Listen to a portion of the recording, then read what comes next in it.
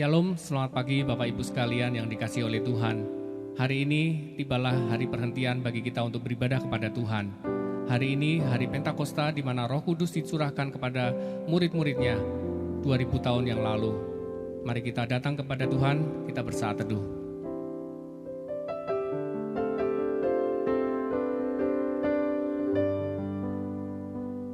Haleluya. Sungguh bermazmur bagi Allah kita itu baik, bahkan indah, dan layaklah memuji-muji itu. Pertolongan kita adalah di dalam nama Tuhan yang menjadikan langit dan bumi. Turunlah atas kita sekalian, berkat dan anugerah dari Allah Bapa dan dari anaknya Yesus Kristus dan Roh Kudus. Amin. Mari kita menghampiri tahta Tuhan di dalam roh kita.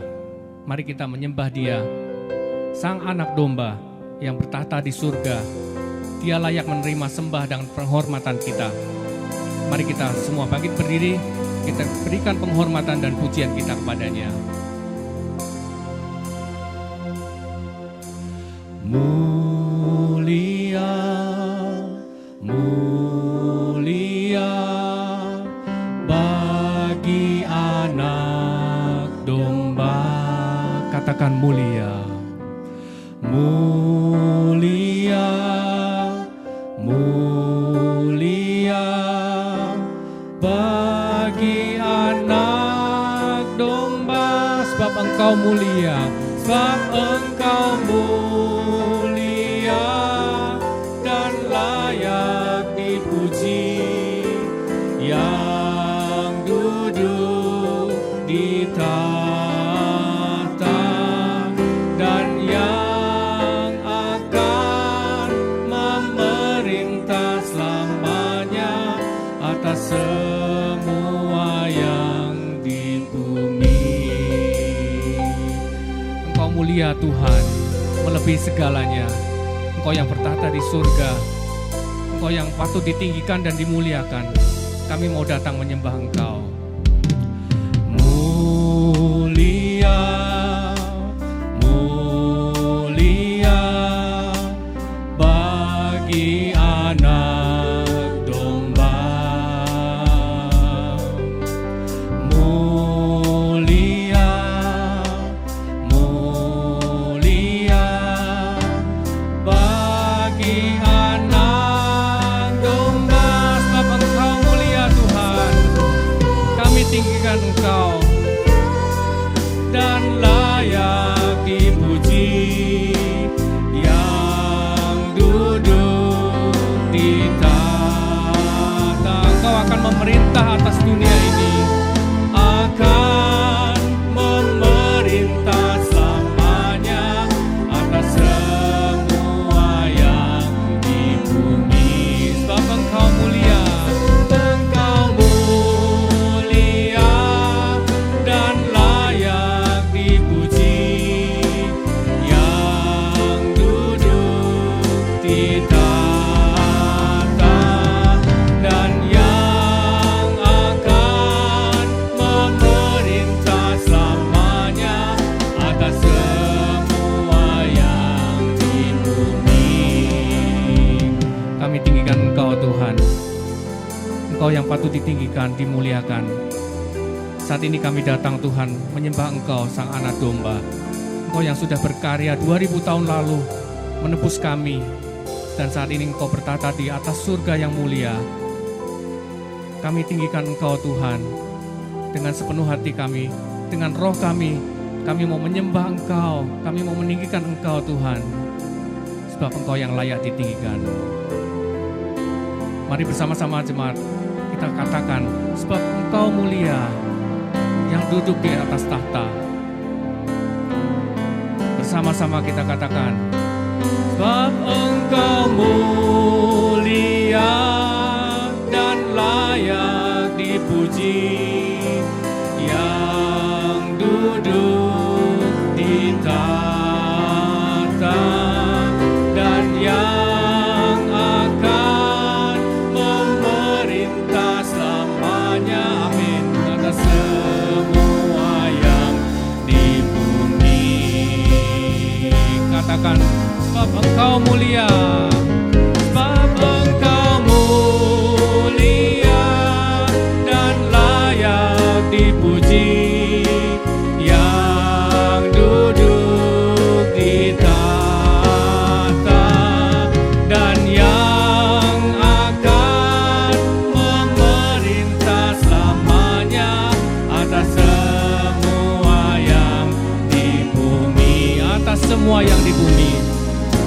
atas semua yang di bumi, atas semua yang di bumi. Oh Tuhan, kami nantikan kedatangan-Mu Tuhan. Engkau akan memerintah semua yang ada di bumi ini dengan kuasa-Mu, dengan kekuatan-Mu, dengan kedahsyatan-Mu Tuhan. Kami sebagai umat-Mu Tuhan, kami memuji Engkau akan kebesaran-Mu. Kami mengucap syukur karena Engkau baik pada kami, anak-anak tebusan-Mu. Engkau sudah yang menebus kami dari hukuman dosa. Engkau sudah membebaskan kami Tuhan dari hukuman dosa. Kami saat ini bersyukur karena Engkau mengasihi kami.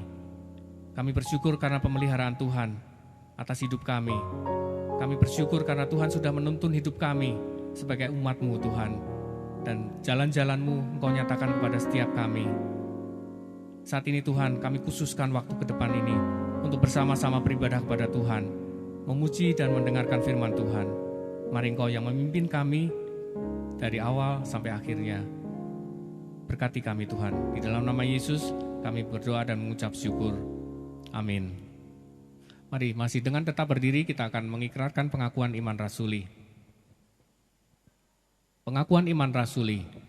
Aku percaya kepada Allah, Bapa yang Maha Kuasa, Khalik langit dan bumi, dan kepada Yesus Kristus, anaknya yang tunggal Tuhan kita, yang dikandung daripada Roh Kudus, lahir dari anak darah Maria, yang menderita sengsara di bawah pemerintahan Pontius Pilatus, disalibkan, mati dan dikuburkan, turun ke dalam kerajaan maut. Pada hari yang ketiga, bangkit pula dari antara orang mati, naik ke surga, duduk di sebelah kanan Allah Bapa yang Maha Kuasa, dan dari sana Ia akan datang untuk menghakimi orang yang hidup dan yang mati. Aku percaya kepada Roh Kudus, gereja yang kudus dan persekutuan orang kudus, pengampunan dosa, kebangkitan tubuh, dan hidup yang kekal. Amin. Mari kita bersyukur bahwa Allah kita tidak pernah berubah dari dulu sampai selama-lamanya. Kasih-Nya selalu menyertai hidup kita, anak-anaknya yang sudah ditebus oleh Dia, pemeliharanya dan pertolongannya nyata setiap hari. Mari dengan sukacita kita meninggikan Allah kita, karena Allah kita itu baik.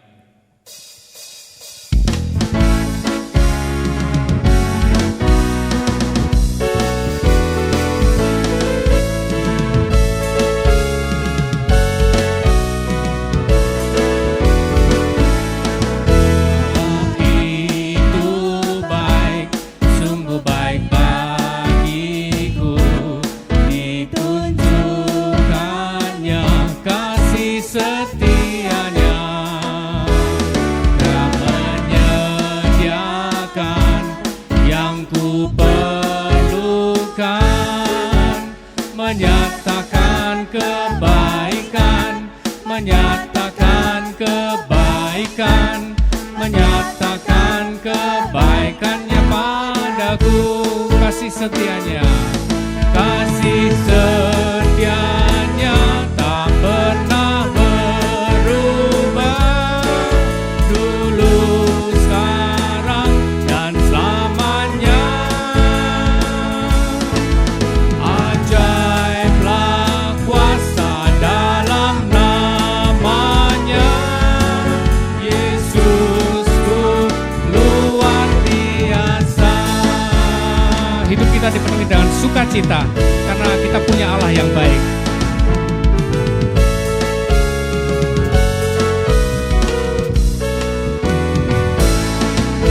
Allah itu baik, sungguh baik bagiku, ditunjukkannya kasih setianya. Dia menyediakan yang ku perlukan, menyatakan kebaikan, menyatakan kebaikan, menyatakan kebaikannya padaku. Katakan kasih setianya, kasih setianya tak pernah berubah, dulu, sekarang, dan selamanya. Ajaiblah kuasa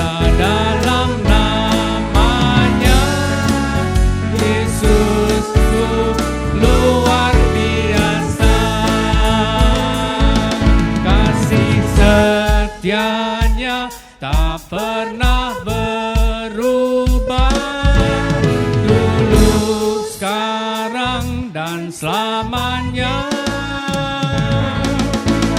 Ajaiblah kuasa dalam namanya. Yesusku luar biasa. Katakan Yesusku luar biasa. Yesusku luar biasa. Sekali lagi, Yesusku luar biasa. Yesusku luar biasa. Katakan dengan saudara-saudara di sebelah kanan kiri, kalau Anda bersama-sama dengan anggota keluarga yang lain, katakan Allah itu baik. Yesus kita luar biasa. Amin. Silakan duduk kembali. Kita akan mengangkat satu lagu yang mana kita mungkin alami setiap hari, bahwa pada saat kita dicobai, kita bertanya, mengapa ini terjadi kepada kita? Pun kita bimbang dan ragu menjalani hidup kita. Hari-hari kita mungkin dipenuhi dengan kesulitan, tapi kita percaya bahwa Tuhan akan menolong kita. Dia pasti akan menolong kita. Mari kita menyerahkan hidup kita, semuanya, seluruhnya, dan dipimpin di dalam jalan Tuhan.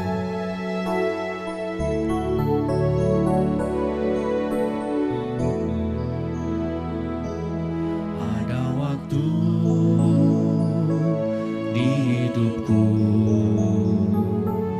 pencobaan datang menekan. Aku berseru, mengapa ya Tuhan, nyatakan kehendak-Mu. Jalan Tuhan bukan jalan-Mu. Jangan bimbang ataupun ragu. Nantikan Tuhan, jadikan semua indah pada waktunya. Pada Tuhan masa depanku, pada Tuhan ku serahkan hidupku. Nantikan Tuhan berkarya, indah pada waktunya. Saudaraku, percayalah bahwa Tuhan akan membuka jalan buat kita. Dia akan berikan yang terbaik buat kita pada waktunya. Hari esok tiada ku tahu, namun tetap langkahku maju. Ku yakin Tuhan jadikan semua indah pada waktunya. Kita serahkan masa depan kita kepada Dia. Pada Tuhan masa depanku, pada Tuhan ku serahkan hidupku. Nantikan Tuhan berkarya, indah pada waktunya. Nantikan Tuhan akan berkarya. Nantikan Tuhan berkarya, indah pada waktunya, indah pada waktunya. Amin. Kita akan membaca sebagian dari firman Tuhan yang hari ini terambil dari Kisah Para Rasul pasal 2 ayat 1 sampai dengan 13. Saya undang kita semua bangkit berdiri, kita akan membaca firman Tuhan secara bergantian. Pentakosta. Ketika tiba hari Pentakosta, semua orang percaya berkumpul di satu tempat. Tiba-tiba turunlah dari langit suatu bunyi seperti tiupan angin keras yang memenuhi seluruh rumah di mana mereka duduk. Dan tampaklah kepada mereka lidah-lidah seperti nyala api yang bertebaran dan hinggap pada mereka masing-masing. Maka penuhlah mereka dengan Roh Kudus, lalu mereka mulai berkata-kata dalam bahasa-bahasa lain, seperti yang diberikan oleh Roh itu kepada mereka untuk mengatakannya. Waktu itu di Yerusalem diam orang-orang Yahudi yang saleh dari segala bangsa di bawah kolong langit. Ketika turun bunyi itu, berkerumunlah orang banyak. Mereka bingung karena mereka masing-masing mendengar rasul-rasul itu berkata-kata dalam bahasa mereka sendiri. Mereka semua tercengang-cengang dan heran, lalu berkata, bukankah mereka semua yang berkata-kata itu orang Galilea? Bagaimana mungkin kita masing-masing mendengar mereka berkata-kata dalam bahasa kita sendiri, yaitu bahasa yang kita pakai di negeri asal kita? Kita orang Partia, Media, Elam, penduduk Mesopotamia, Yudea dan Kapadokia, Pontus dan Asia, Frigia dan Pamfilia, Mesir dan daerah-daerah Libya yang berdekatan dengan Kirene, pendatang-pendatang dari Roma.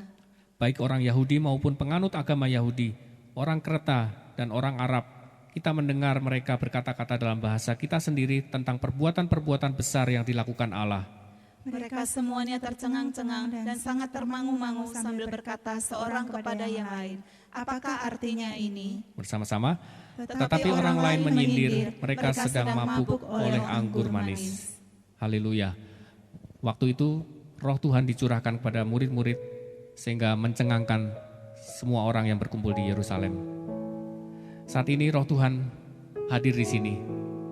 Kita minta Dia untuk menjamah hidup kita. Roh Tuhan sudah ada bersama dengan kita. Mari kita memuji Dia, mari kita merasakan kasih-Nya yang besar.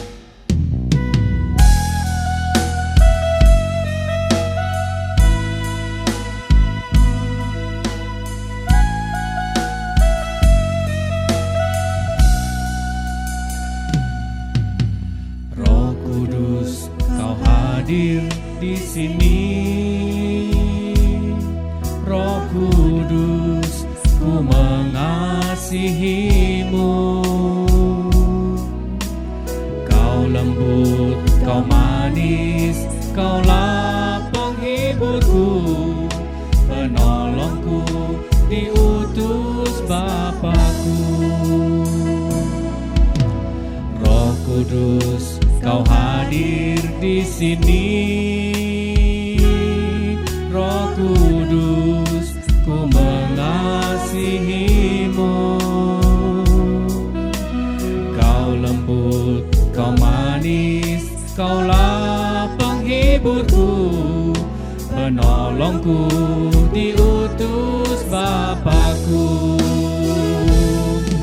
Ku buka hati untuk Roh-Mu Tuhan, ku buka hati menyembah-Mu Yesus. Jamahlah kami, penuhi kami dengan kuasa Allah Maha Tinggi.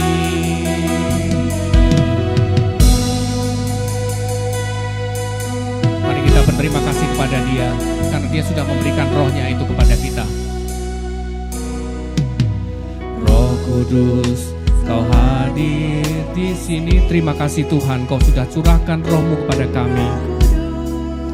Ku mengasihimu, Engkau lembut, Engkau manis. Kau lembut, Kau manis, Kaulah penghiburku, penolongku, diutus Bapakku. Mari kita buka hati kita. Ku buka hati untuk Roh-Mu Tuhan.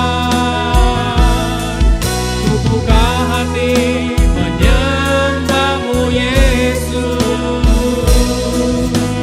Jamahlah kami, penuhi kami dengan kuasa Allah Maha Tinggi. Ku buka hati untuk Roh-Mu Tuhan. Ku sembah Kau, menyembah-Mu Yesus. Jamah kami Tuhan, jamahlah kami, penuhi kami dengan kuasa Allah Maha Tinggi. Jamah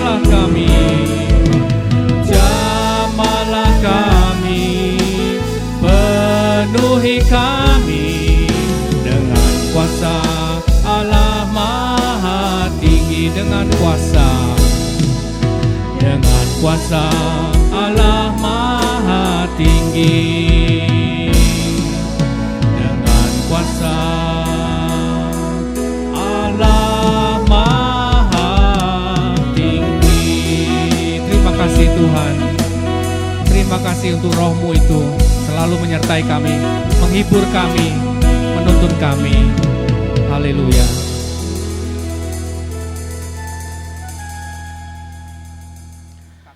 Shalom Bapak Ibu Saudara sekalian, Jemaat GMI Jire Semarang. Bagaimana kabarnya? Saya doakan Bapak Ibu Saudara sekalian dalam keadaan yang baik, sehat, selalu diberkati dan dilindungi oleh Tuhan. Sebuah kehormatan bagi saya pada hari ini boleh bersama-sama beribadah dan terlebih boleh men-sharingkan kebenaran firman Tuhan. Dan tema kita hari ini Bapak Ibu Saudara adalah The Solid Rock, sesuai yang diberikan oleh pimpinan jemaat bagi saya, dan diambil dari Injil Matius pasal yang ke-7 ayat yang ke-24 sampai ayat yang ke-27. Matius pasal yang ke-7 ayat yang ke-24 sampai ayat yang ke-27, demikian bunyi firman Tuhan. Setiap orang yang mendengar perkataanku ini dan melakukannya, ia sama dengan orang yang bijaksana, yang mendirikan rumahnya di atas batu. Kemudian turunlah hujan dan datanglah banjir. Lalu angin melanda rumah itu, tetapi rumah itu tidak rubuh, sebab didirikan di atas batu. Tetapi setiap orang yang mendengar perkataanku ini dan tidak melakukannya, ia sama dengan orang yang bodoh, yang mendirikan rumahnya di atas pasir, kemudian turunlah hujan dan datanglah banjir, lalu angin melanda rumah itu, sehingga rubuhlah rumah itu dan hebatlah kerusakannya. Baik, Bapak Ibu, Saudara sekalian, sebelum kita lebih jauh merenungkan bagian firman Tuhan ini, kita sekali lagi bersatu di dalam doa, mohon pimpinan dari Roh Kudus bagi kita untuk memahami kebenaran firman Tuhan ini. Mari kita berdoa. Ya Tuhan, kami bersyukur walaupun di tengah-tengah wabah yang masih berlangsung, tidak menghalangi kami untuk berkumpul di dalam hadirat Tuhan, untuk kami boleh mengalami Tuhan, khususnya melalui kebenaran firman Tuhan yang sebentar akan kami dengarkan. Ya Tuhan, Engkau jamah setiap hati dan pikiran kami di tempat kami masing-masing, Roh-Mu yang kudus menghampiri kami dan mencelikkan mata rohani kami, sehingga kami boleh mendengar dan mengerti firman Tuhan. Bahkan lebih daripada itu, kami juga boleh melakukan firman di dalam kehidupan kami sehari-hari. Kami menyerahkan waktu yang singkat ini ke dalam tangan-Mu ya Tuhan. Engkaulah yang memimpin dan memberkati kami. Di dalam nama Tuhan Yesus kami bersyukur dan berdoa. Amin. Nah, saudara sekalian dikasih Tuhan, untuk memahami perikop ini, di mana kalau Lembaga Alkitab Indonesia memberikan judul 2 macam dasar, ini saudara, maka saya perlu kemudian memberikan konteksnya terlebih dahulu. Jadi biasakan ketika kita membaca firman, Bapak Ibu Saudara, kita memahami seluruh konteksnya. Apa sih sebenarnya yang sedang terjadi pada saat itu dan diletakkan di bagian mana perikop yang tadi sudah kita bacakan ini. Nah, kalau kita perhatikan, Saudara, bahwa perikop Matius pasal yang ke-7, ayat yang 24 sampai 27 itu yang tadi kita baca, itu adalah bagian akhir dari rangkaian khotbah Tuhan Yesus yang tercatat dalam Injil Matius. Itu adalah seri khotbah di bukit, saudara. Jadi kalau saudara perhatikan, khotbah di bukit itu dimulai dari Matius pasal yang ke-5 sampai ayat yang ke-7. Dan bagian firman Tuhan yang tadi sudah saya bacakan adalah bagian terakhirnya, saudara. Ya, ini artinya apa? Ini artinya kata-kata yang tadi disebutkan oleh Tuhan Yesus adalah sebuah kata-kata kesimpulan, sebuah kata-kata yang merangkum semua pengajaran khotbah Tuhan Yesus yang dilakukan di atas bukit. Nah, Saudara, dalam konteks seperti itu, kita coba memahami sekarang bagian perikop firman Tuhan ini. Nah, saudara, saya ingin kita sekalian mencoba untuk memperhatikan ada kata kunci di sana. Ya, kata kunci yang pertama adalah kata mendengar perkataanku dan melakukannya. Yang sudah seperti yang sudah saya highlight dengan warna kuning di dalam slide saya. Saudara bisa perhatikan itu ada kata kunci mendengar perkataanku ini dan melakukannya. Nah, saudara, ini perkataan apa? Jadi seperti yang sudah saya sampaikan tadi, bahwa ini adalah penutup seri khotbah di bukit. Ketika Tuhan Yesus berkata, setiap orang yang mendengar perkataanku, itu artinya adalah perkataan-perkataan Tuhan Yesus dalam seluruh rangkaian khotbah di bukit. Ya, di situ dimulai dari pasal yang ke-5 Injil Matius ada ucapan berbahagia. Ada 10 ucapan berbahagia yang sangat terkenal sekali. Ya, di situ kalau saya highlight beberapa saja, dikatakan berbahagialah orang yang miskin di hadapan Allah, karena merekalah yang empunya kerajaan sorga. Berbahagialah orang yang berduka cita, oleh karena mereka akan dihibur, dan lain sebagainya. Itu adalah perkataan-perkataan Tuhan Yesus yang sangat terkenal sekali, yang sangat menguatkan sekali. Ya, ada yang tercatat dalam seri khotbah di bukit. Selanjutnya juga ada perkataan Tuhan Yesus tentang kamu adalah garam dunia.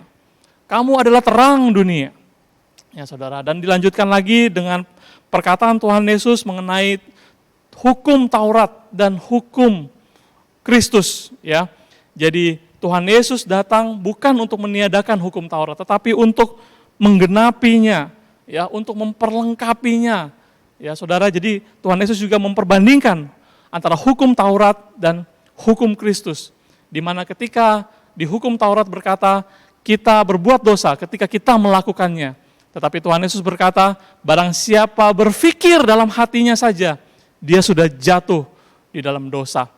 Dan di situ juga ada hukum-hukum Kristus yang memperlengkapi hukum Taurat. Kalau hukum Taurat berkata, keadilan adalah barang siapa ya yang dikatakan gigi ganti gigi, mata ganti mata. Tapi Tuhan Yesus berkata, kasihilah musuhmu, ya, berilah kepada mereka yang memukul pipi kananmu, berilah juga pipi kirimu. Nah, saudara, ini adalah hukum Kristus yang menggenapi hukum Taurat.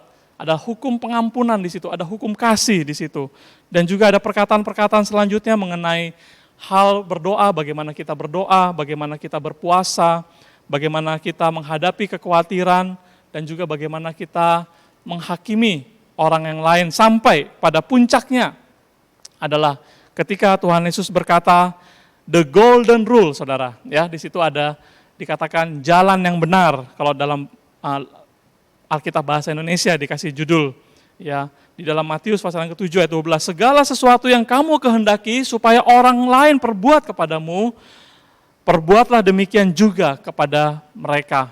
Nah, ini adalah sebuah hukum atau aturan emas, the golden rule yang sangat terkenal juga. Pengajaran-pengajaran yang sangat baik dari Tuhan Yesus untuk kita.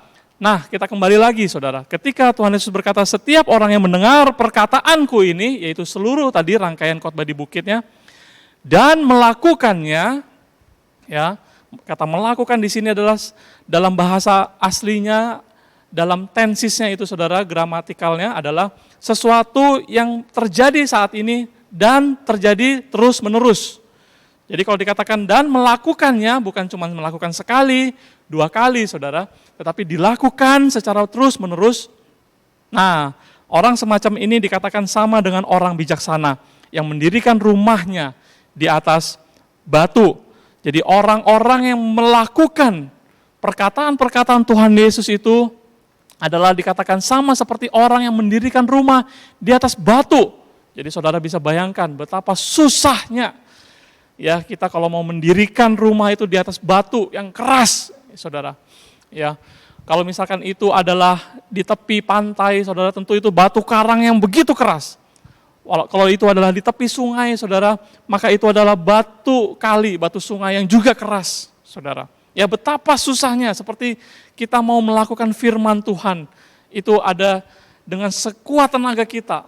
Ya tidak mudah, saudara. Tapi itu sesuatu yang harus kita perjuangkan, kita latih, ya. Susah.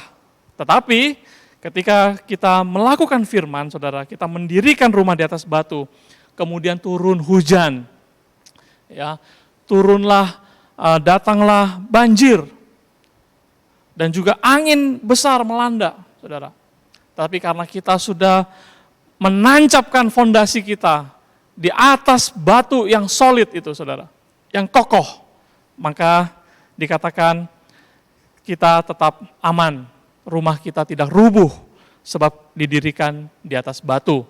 Nah, kata kunci yang kedua adalah yang bertentangan dengan kata kunci yang pertama tadi, yang sudah saya highlight juga dalam warna kuning, dikatakan, tetapi setiap orang yang mendengar perkataanku ini dan tidak melakukannya, ya sama dengan orang bodoh yang mendirikan rumahnya di atas pasir.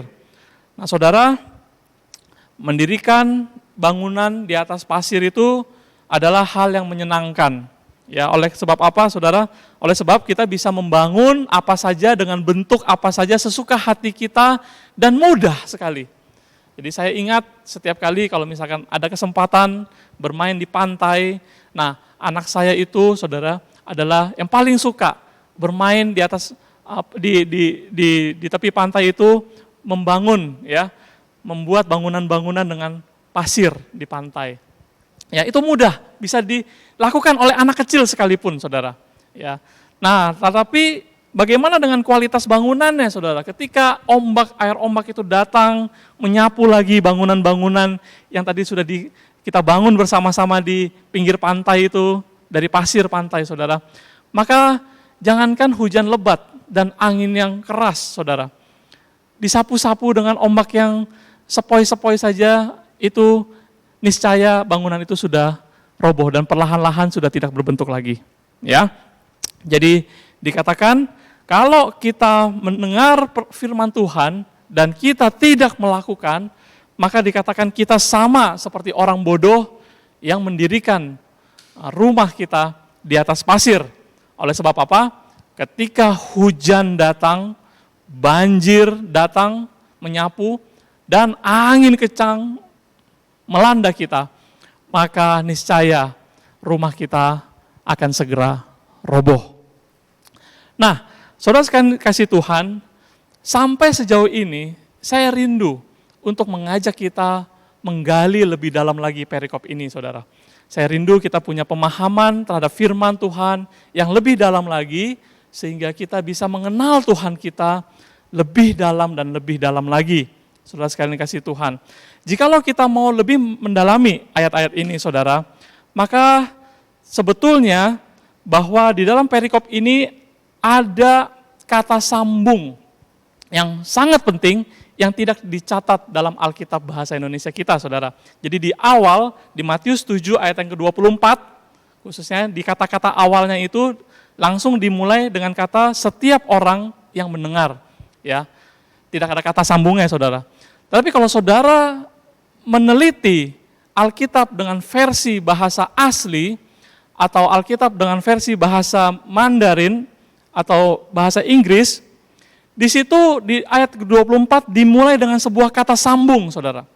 Ya, saya juga sudah tuliskan di dalam slide saya. Di situ ada kata therefore dalam bahasa Inggris NIV, ya, New International Version, ya. Atau dalam bahasa Mandarin itu juga ada kata sambung di ayat yang ke-24 itu, saudara. Ada kata suoyi, ya. Itu dalam versi Chinese Union Version. Nah, saudara, kenapa kata ini hilang dalam Alkitab bahasa Indonesia kita? Saya tidak tahu, mungkin juga ada berbagai macam pertimbangannya. Tetapi bagi saya kata ini adalah kata yang sangat penting. Oleh karena apa, saudara? Oleh karena kata sambung ini itu melekatkan bagian perikop ini dengan perikop sebelumnya atau pendahulunya, saudara.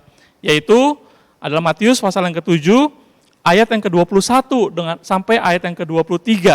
Jadi ini merupakan sebuah kesatuan yang tidak terpisahkan, ya. Tidak berdiri sendiri, Saudara. Itu sebabnya di Injil Lukas ketika mencatat hal yang sama, maka Lukas tidak memisahkan dua perikop ini, tetapi menjadi satu bagian. Itu tercatat dalam Lukas pasal yang ke-6, ayat yang ke-47 sampai ayat yang ke-49. Tapi dalam Matius, ini seakan-akan terpisah. Kita harus mengembalikannya menjadi satu bagian, Saudara. Ada kata sambung di situ. Ada kata therefore, yang kita terjemahkan oleh sebab itu. Jadi kalau mau lebih lengkap, Saudara, kita melihat ayat yang ke-24, harusnya berbunyi seperti ini. Oleh sebab itu, setiap orang yang mendengar perkataanku, dan seterusnya. Jadi ada kata oleh sebab itu, Saudara. Nah, oleh sebab apa? Ya, sekarang pertanyaannya. Oleh sebab apa? Kita melihat dari pasal yang ke-7, ayat yang ke-21 sampai ayat yang ke-23 sekarang. Ya, kita melihat bagian ini. Saya bacakan firman Tuhannya berbunyi demikian. Bukan setiap orang yang berseru kepadaku, Tuhan, Tuhan, akan masuk ke dalam kerajaan sorga, melainkan dia yang melakukan kehendak Bapakku yang di surga. Pada hari terakhir, banyak orang akan berseru kepadaku, Tuhan, Tuhan, bukankah kami bernubuat demi namamu, dan mengusir setan demi namamu, dan mengadakan banyak mujizat demi namamu juga. Pada waktu itulah, aku akan berterus terang kepada mereka dan berkata, aku tidak pernah mengenal kamu. Enyahlah daripadaku, kamu sekalian pembuat kejahatan. Nah, Saudara, bagian ini dengan bagian dua macam dasar yang tadi sudah kita bahas, itu adalah sebuah satu kesatuan yang utuh, yang sebenarnya tidak bisa kita pisahkan, karena itu disambung oleh kata sambung tadi. Ya, therefore, oleh sebab itu, atau dalam bahasa Mandarin itu suoi, ya, Saudara, itu tercatat semua. Oke. Nah, sekarang kita akan melihat di sini ada kata kunci selanjutnya, Saudara, yang saya juga sudah memberikan warna kuning pada huruf-hurufnya, yaitu dikatakan bukan dia yang melakukan kehendak Bapakku yang di surga. Itu adalah kata kuncinya. Ya, jadi bukan setiap orang yang berseru kepadaku Tuhan, Tuhan akan masuk ke dalam kerajaan surga, melainkan dia yang melakukan kehendak Bapakku yang di surga. Nah, Saudara, sampai di sini kita melihat bahwa ternyata kita menemukan ada orang yang sudah melakukan firman Tuhan, tanda petik, Saudara, ya, atau aktivitas-aktivitas rohani. Jadi bukan sekedar mendengar, tetapi ada orang juga yang sudah melakukan firman Tuhan, tanda petik, yaitu aktivitas-aktivitas rohani. Tetapi aktivitas rohani yang sudah dilakukan itu, Saudara, ya, seperti orang bernubuat, mengusir setan, melakukan banyak mujizat, itu tidak menjamin akan adanya iman yang sejati. Itu tidak menjamin sudah terjadinya sebuah pertobatan yang sejati, Saudara. Atau itu tidak menjamin segala sesuatu yang rohani yang sudah dilakukan itu sesuai dengan apa yang Tuhan Yesus kehendaki.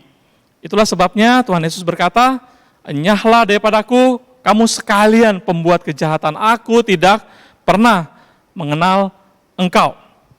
Jadi jelas di sini kita melihat, bukan sekedar kita mendengar firman dan melakukan saja, ya Saudara harus perhatikan ayat-ayat ini yang sangat penting ini, tetapi bukan sembarangan melakukan firman, tapi kita harus melakukan firman sesuai dengan kehendak Bapa yang di sorga.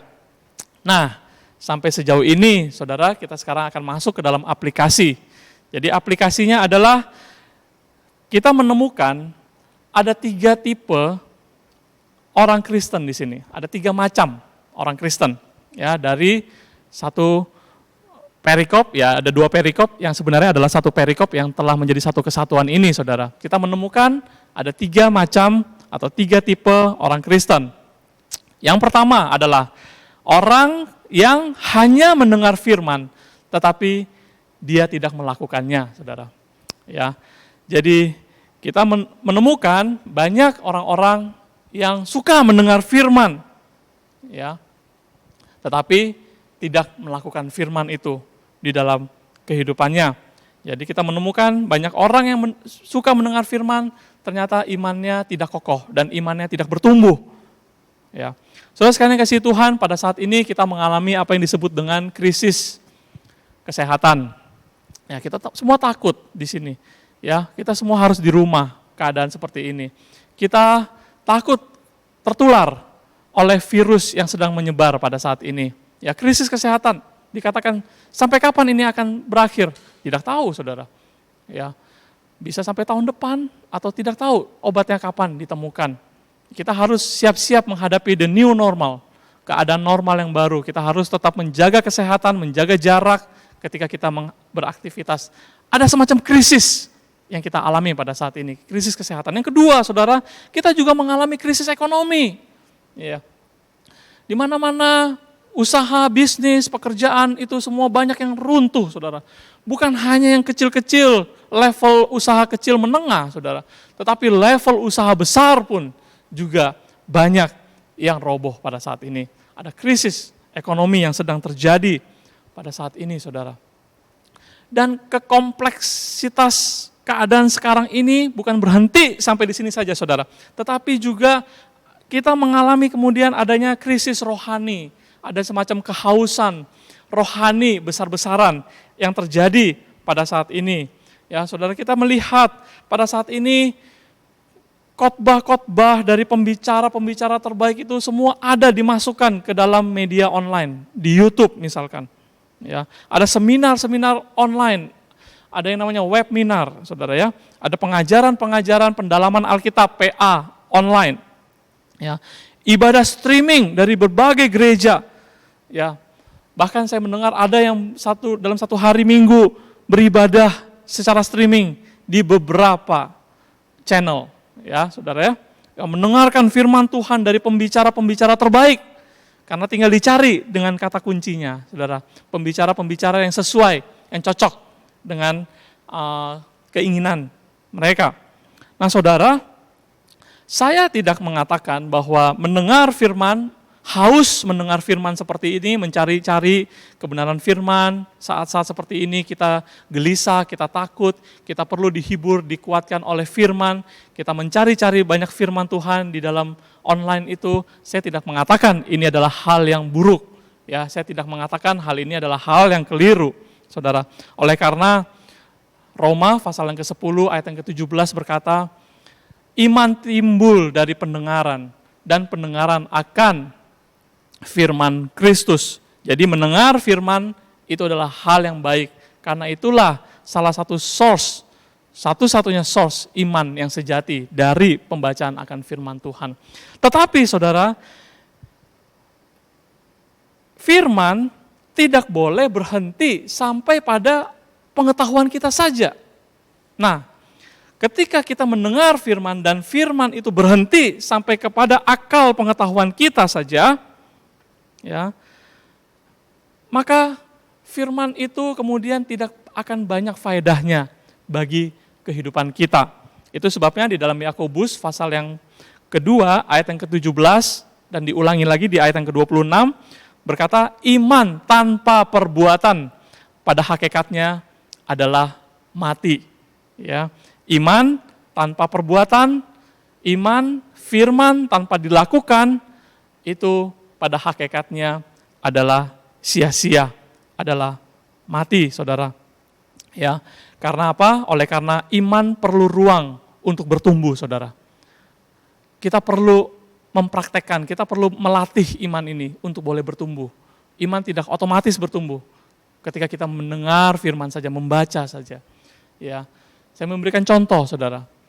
Jikalau saudara dan saya ingin belajar berenang, saudara, tidak cukup untuk mempelajari cara-cara berenang melalui buku-buku, teori-teori berenang, atau melihatnya di YouTube, saudara, tutorial orang berenang, saudara, atau berdiskusi, bertanya jawab dengan ahli renang atau juara renang, ya, tingkat nasional atau olimpiade, saudara bertanya jawab tentang berenang, saudara.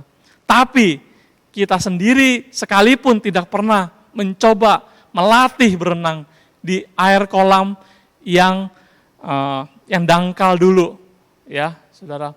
Kalau kita nggak pernah berlatih, sebanyak apapun pengetahuan kita tentang berenang, saudara, itu tidak akan berfaedah sama sekali atau tidak akan menolong kita sekali ketika suatu ketika misalkan harus masuk ke dalam air yang dalam, saudara. Saudara, pengetahuan seberapa banyak pun yang kita mengerti, pahami tentang berenang, itu tidak akan menolong kita karena kita nggak pernah berlatih sama sekali tentang berenang itu di dalam kolam yang dangkal. Nah, saudara, begitulah dengan firman Tuhan. Dikatakan orang yang bodoh adalah orang yang hanya mendengar firman tetapi tidak pernah mau melakukannya dalam kehidupan sehari-hari. Kenapa dikatakan orang seperti ini adalah orang yang bodoh, saudara? Oleh karena firman Tuhan adalah sesuatu yang sangat berharga bagi kehidupan kita. Kalau firman Tuhan yang sangat berharga itu hanya masuk sampai ke pikiran kita saja, dia tidak pernah untuk diinternalisasi dan bahkan sampai dilakukan menjadi bagian dari hidup kita, maka sangat disayangkan sekali firman Tuhan itu menjadi sia-sia di dalam kehidupan kita.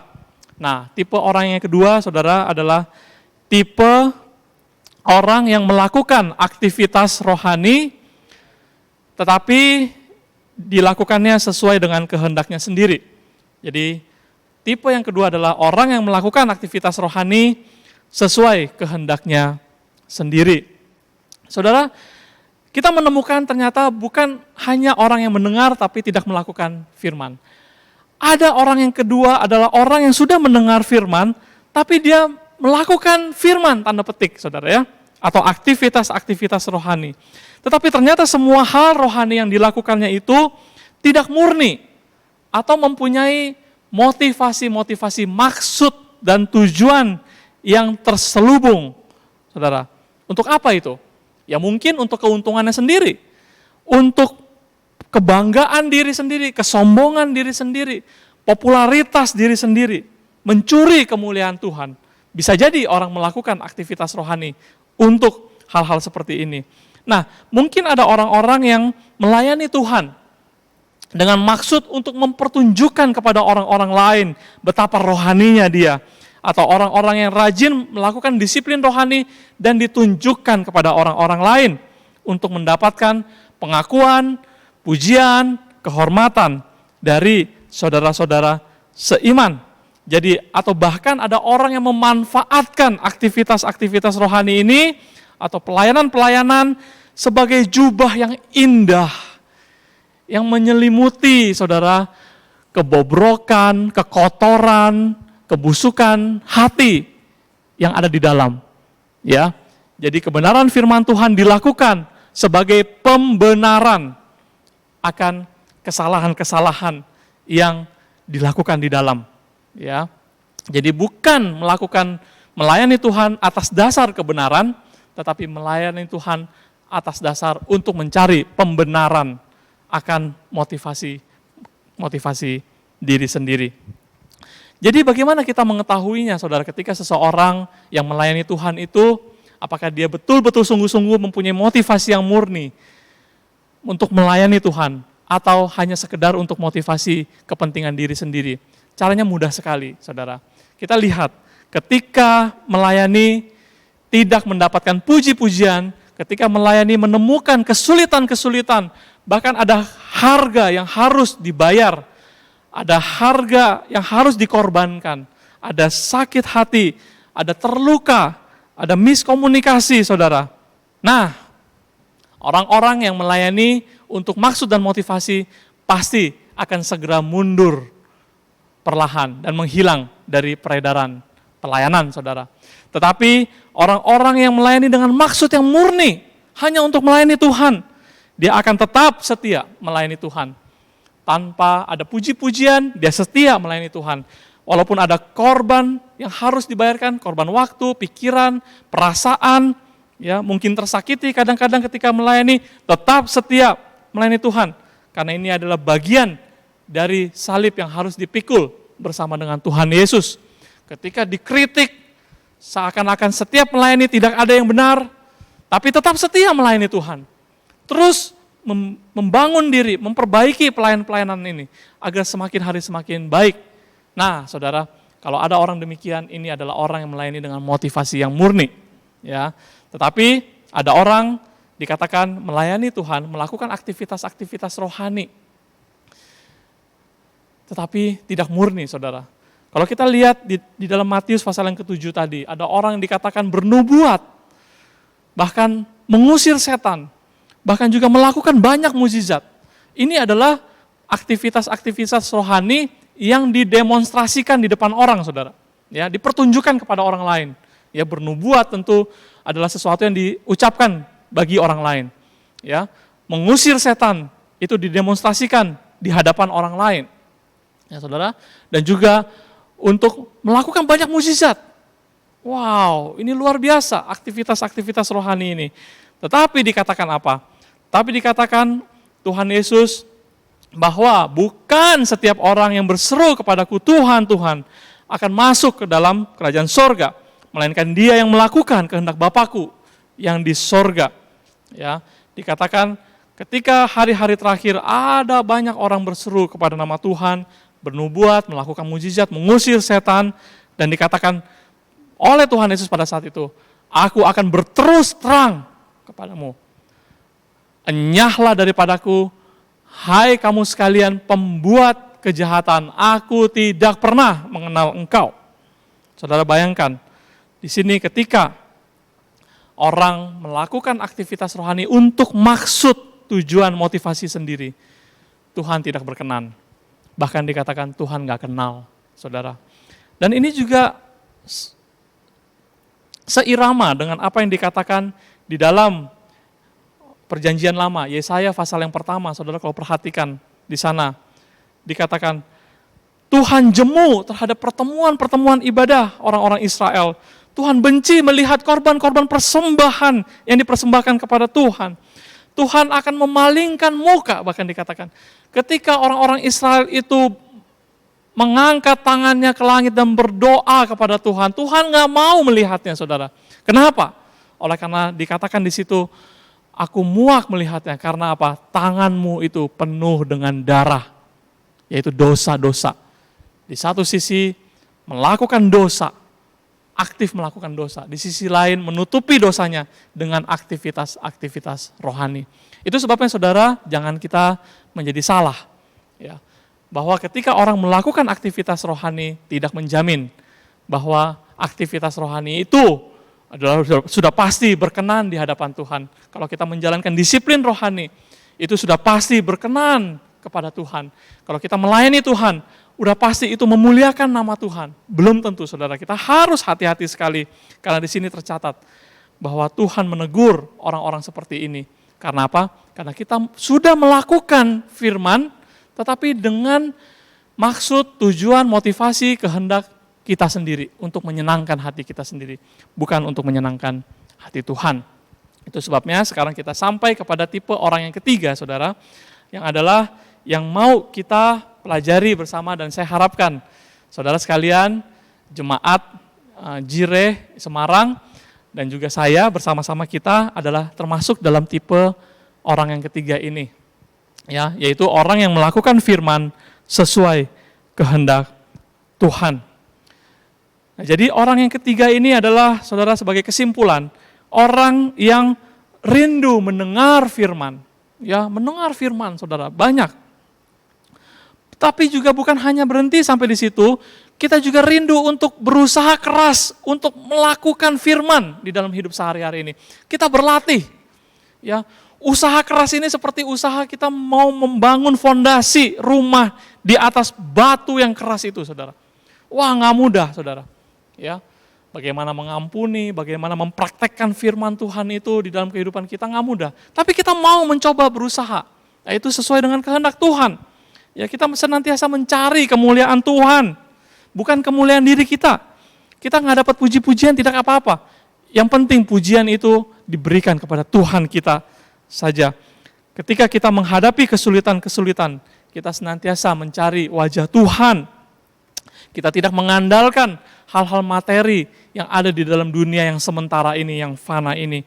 Tapi kita boleh terus memfokuskan arah pandangan kita kepada Tuhan, saudara. Ya, dan kita coba menjalankan apa itu kehendak Tuhan. Kehendak Tuhan adalah agar kita hidup di dalam kekudusan dan kesucian, saudara. Itu kehendak Tuhan. Itu tidak bisa dipalsukan, tidak bisa dimanipulasi. Kita harus kejar kekudusan, kesucian di dalam hidup kita. Itu adalah kehendak Tuhan, saudara. Kehendak Tuhan adalah kita boleh mengenal Tuhan lebih dalam lagi. Kita mau mencari terus, mengenal Tuhan. Itu kehendak Tuhan, saudara. Kita tidak boleh berpuas diri bahwa kita sudah cukup tahu tentang Tuhan. Tapi kita harus terus mencari wajah Tuhan. Kita mau rindu mengenal Tuhan lebih dalam lagi, lebih dalam lagi. Kehendak Tuhan agar kita juga bisa mempraktekkan kasih Tuhan. Kita boleh mengasihi saudara-saudara kita, ya seperti kita mengasihi diri kita sendiri. Itu kehendak Tuhan, saudara. Kita boleh mengampuni orang-orang yang telah melukai hati kita. Itu adalah kehendak Tuhan, saudara. Ya, dan saya percaya kita adalah orang-orang yang mencoba mendengar firman dan kita mau melakukan firman sesuai dengan kehendak Tuhan. Saudara, pada saat ini kita semua dilanda oleh COVID, kita semua mungkin banyak yang rugi, kita kehilangan banyak, ya. Mungkin ada yang habis-habisan di antara kita, banyak kesempatan-kesempatan kita hilang, kita takut, khawatir, kita gelisah, saudara. Tetapi kalau ketika kita mempunyai iman yang benar, yang kokoh, saudara, saya percaya, niscaya kita akan tetap bisa merasakan sukacita dan tetap tegar menghadapi situasi semacam ini. Kenapa, saudara?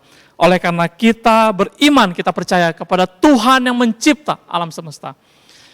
Dan bukan hanya Allah yang besar, saudara, tetapi kita juga percaya kepada Tuhan yang mengasihi kita, yang telah datang ke dalam dunia untuk menyelamatkan kita, untuk mengampuni dosa kita, dan menjanjikan keselamatan hidup yang kekal selama-lamanya untuk kita. Saudara, percayalah, ketika kita kehilangan segala sesuatu yang ada di dalam bumi ini, kalau kita punya Tuhan, sesungguhnya kita tidak kehilangan apa-apa. Ya, saudara. Kalau kita sudah punya Tuhan, itu sudah cukup bagi kita. Ya. Apapun yang kita miliki di dalam dunia ini kita hilang, itu tidak apa-apa, saudara. Asal kita memiliki Tuhan, seperti kata Mazmur, ya, saudara, di dalam Mazmur 73, di ayat yang ke-25, Mazmur Asaf, dikatakan, siapa gerangan ada padaku di sorga selain engkau? Selain engkau tidak ada yang ku ingini di bumi. Ya, saudara, saya berdoa secara khusus, saudara dan saya di tengah-tengah kondisi seperti ini, kita termasuk orang Kristen tipe yang ketiga ini. Orang yang suka membangun rohani, mendengar firman Tuhan, tetapi juga melakukan firman yang sudah kita terima itu, kita coba praktekkan. Walaupun di saat-saat situasi yang tidak mudah ini, kita coba apa yang bisa kita lakukan, apa yang bisa kita praktekkan dari firman Tuhan yang sudah kita mengerti sejauh ini. Dan juga kita melakukan semuanya itu, kita mencari kehendak Bapa, kemuliaan Bapa. Kiranya Tuhan memberkati kita, kiranya firman Tuhan memberkati kita pada saat ini. Mari kita bersatu di dalam doa. Ya Tuhan, kami bersyukur untuk firman yang telah kami dengarkan. Roh-Mu yang kudus materaikan ya Tuhan, kebenaran firman, sehingga kami boleh memiliki iman yang kokoh. Walaupun kami harus menjalani kehidupan kami yang tidak mudah pada situasi seperti ini. Namun kami percaya kami punya Tuhan yang maha kuasa, yang senantiasa memimpin kami, memberkati kami, memelihara jiwa kami. Itu sebabnya Tuhan terus pimpin hidup kami untuk menyongsong hari depan kami, berjalan bersama-sama dengan Tuhan. Materaikan firman di dalam hati kami yang terdalam, dan Roh-Mu yang kudus menguatkan kami untuk kami boleh melakukan firman sesuai dengan kehendak Bapa di dalam hidup kami sehari-hari. Kami bersyukur dan berdoa di dalam nama Tuhan Yesus. Amin. Amin. Kiranya Tuhan memberkati kita. Jemaat yang dikasihi Tuhan, mari kita berdiri. Kita akan mengakhiri ibadah kita dengan menyanyikan pujian doksologi. Puji Allah Bapa Putra, puji Allah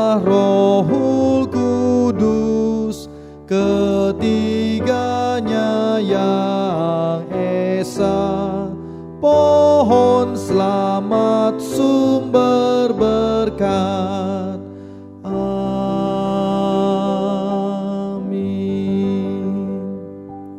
Mari saudara yang dikasihi Tuhan, arahkanlah hatimu dan terimalah berkat Tuhan. Dimanapun kau berada, biarlah Bapa dengan kasih karunia Yesus Kristus mencurahkan damai sejahtera dan penghiburan urapan daripada Roh Kudus memberkati kehidupanmu mulai hari ini, esok, bahkan sampai selama-lamanya. Amin. Amin. Amin.